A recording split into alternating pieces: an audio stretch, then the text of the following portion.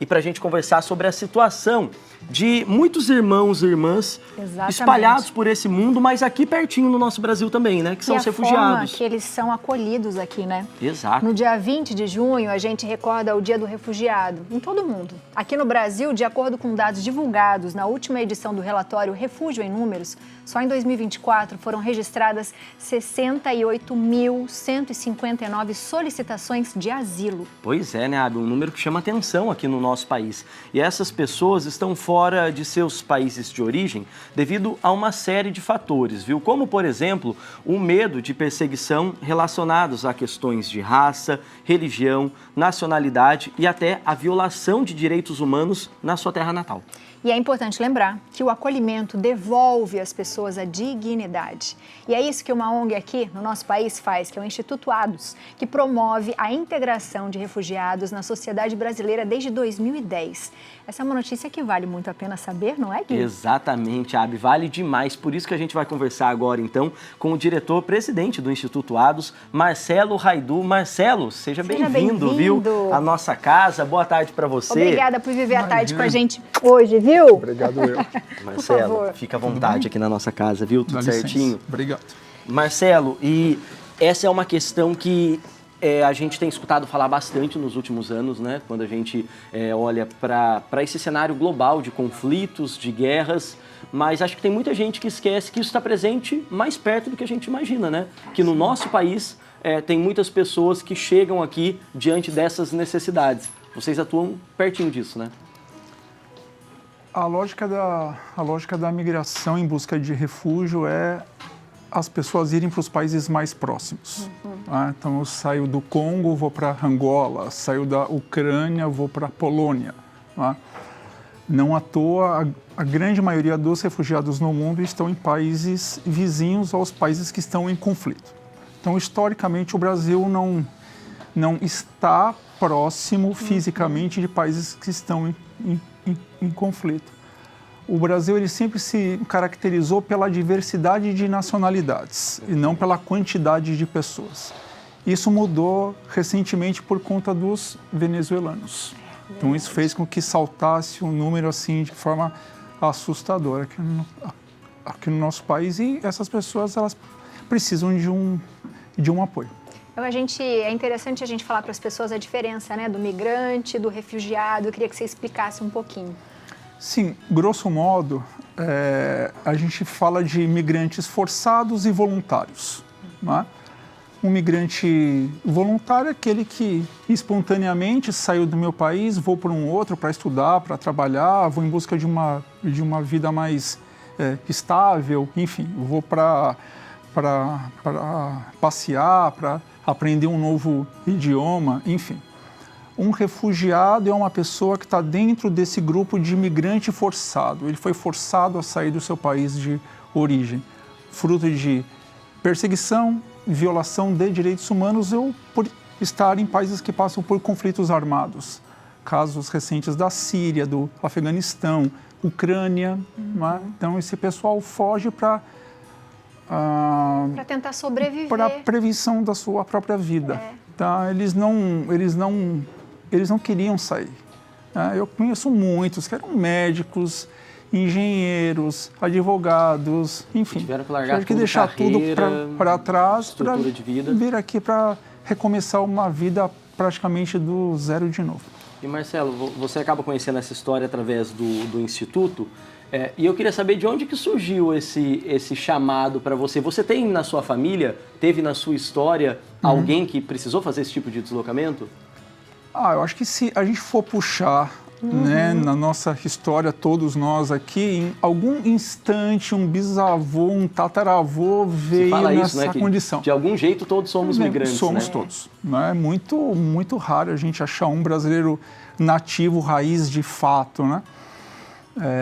O meu avô, por parte de pai, veio fugindo da extinta Iugoslávia, na parte que hoje é a Sérvia. Veio escondido num porão de navio no final da Segunda Guerra. Então, eu cresci ouvindo meu pai contando histórias do meu avô, enfim. Em 2006, no segundo ano de graduação, eu fui fazer uma pesquisa sobre imigração e me deparei com um grupo de refugiados aqui na cidade de São Paulo, de países da África. Angola, Camarões, Congo, enfim. A ideia era entender um pouco o processo de integração local desse público aqui. Na época, hoje nós temos 153 mil refugiados no Brasil com o status. Na época era menos de 3 mil pessoas. Olha isso. Assim, não tinha quase ninguém, era um tema assim, completamente desconhecido. E eles foram tão solícitos de falar um pouco sobre as suas histórias de vida com uma pessoa que eles mal conheciam, que eu me senti na obrigação de retribuir de alguma forma. Então eu falei assim, olha, verbo eu não tenho, estava passando por um processo bem difícil pessoalmente, falei assim, mas se eu puder dar uma força de alguma forma, contem comigo. De vez em quando eles me ligavam, falavam assim, pô Marcelo, eu estou em busca de uma vaga de emprego, por exemplo. Peraí que eu vou falar com um amigo, outro, e foi ainda assim, eu fui num banco e o gerente não quer abrir uma conta bancária. Então, o desconhecimento do tema era gritante em todos os aspectos. Então, eu tinha que ir lá no banco, aí eu falava, explicava, com base na lei X, assim, assado, e eles iam num posto de saúde, num hospital. E não conseguiam atendimento. Era muito difícil. Então, foi assim de meados de 2006 a final de 2010. Com 2 aqui, 3 ali, enfim. E alguns eles começaram a me tratar como se eu fosse uma instituição, né? E, gente, era sou tudo eu que eles aqui, tinham aqui, Marcelo. sou eu aqui, enfim. E aí, essa coisa do boca a boca, um fala para um outro e fala para o outro, eu falei, gente, eu não dou mais conta disso. Aí eu chamo 2 amigos para um bate-papo, o Vitor e o André. Falei, estou com uma ideia de criar uma instituição, o que vai ser feito eu não faço a mínima ideia, mas assim, em prol desse público aqui, vamos. E eles toparam, aí a gente começou esse trabalho, já quase 15 anos de existência, enfim, a gente está fazendo um trabalho importante. E o que vocês oferecem para eles? Porque a gente viu ali 26 mil pessoas passaram por vocês, né? É muita história, muita gente, eu acho que vocês devem se emocionar em vários momentos, mas o que vocês oferecem para eles, para essa ajuda, além desse carinho, desse acolhimento, porque eles chegam tão frágeis, exatamente. Olha, para mim é sempre um sentimento agridoce, assim, porque o nosso trabalho ele é necessário porque tem muita coisa ruim acontecendo no mundo todo, né? A gente trabalha no processo de integração local deles aqui na cidade de São Paulo, presencialmente, mas virtualmente a gente atende gente do Brasil todo. A gente trabalha num tripé. Então, eles chegam, a gente atua com todo o processo de regularização migratória. Então, eles têm direito a carteira de trabalho, CPF, RNM, enfim. Então, a gente se ocupa para que eles tenham acesso a isso.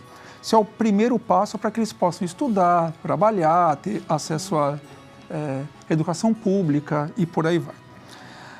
Depois disso, eles são encaminhados para as aulas de português. Então, a gente tem isso lá no Instituto, em espaços de parceiros e aulas online. Tá?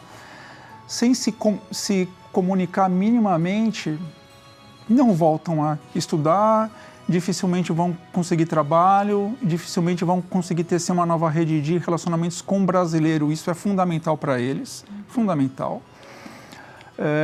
E a gente tem um diferencial que o nosso certificado ele é reconhecido pela polícia e isso, no processo de naturalização, é um pré-requisito. Olha só, Então, a ADOS é uma das poucas instituições no Brasil que oferece isso.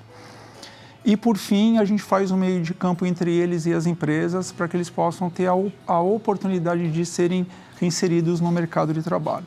Então, a gente faz um trabalho bem pedagógico mesmo, porque há muitas dúvidas, né? Quando a gente chega nas empresas, desde questões básicas de, eles têm documentação ou não, a forma de contratação deles é a mesma de um brasileiro, enfim, até questões mais complexas que denotam estereótipos, preconceitos, enfim. Então, não é muito difícil a gente ouvir questionamentos do tipo: que garantias vocês nos dão que ao contratar um africano eu não estou colocando um traficante de drogas dentro da empresa? Que ao contratar alguém do Oriente Médio eu não estou colocando um terrorista? Então eu tenho medo. Então é o medo do desconhecido, é o outro, né? Então, a gente faz esse trabalho antes de sensibilização, de conscientização, com base nas leis, enfim, para que as empresas sintam-se mais à vontade para dar o próximo passo, que é ouçam essas pessoas, né?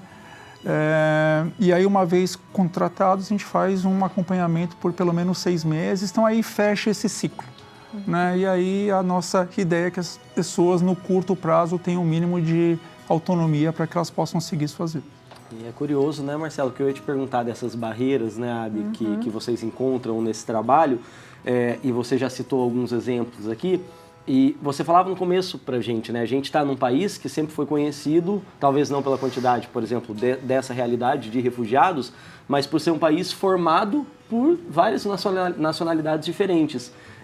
E aí a gente olha o nosso próprio país, que é essa pluralidade, essa mistura maluca e bonita, né, de pessoas, de culturas, tendo esse tipo de resistência quando vê o outro, quando vê o diferente, né?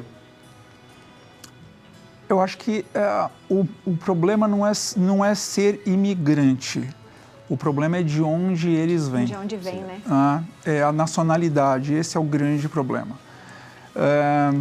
Para quem está nos vendo, nos ouvindo, enfim, se tiver a curiosidade, um pouco de estômago forte, entre em qualquer matéria que fale sobre refugiados e leiam os comentários.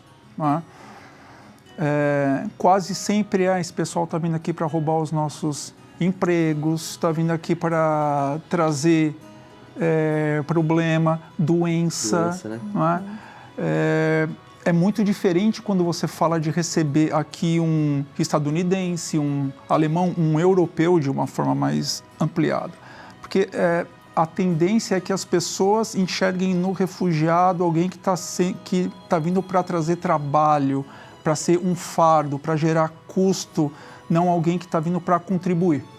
Né? Então, eu acho que aí é que a questão pega, e aí no meio disso tem a questão do racismo, tem a questão do preconceito contra o muçulmano, enfim.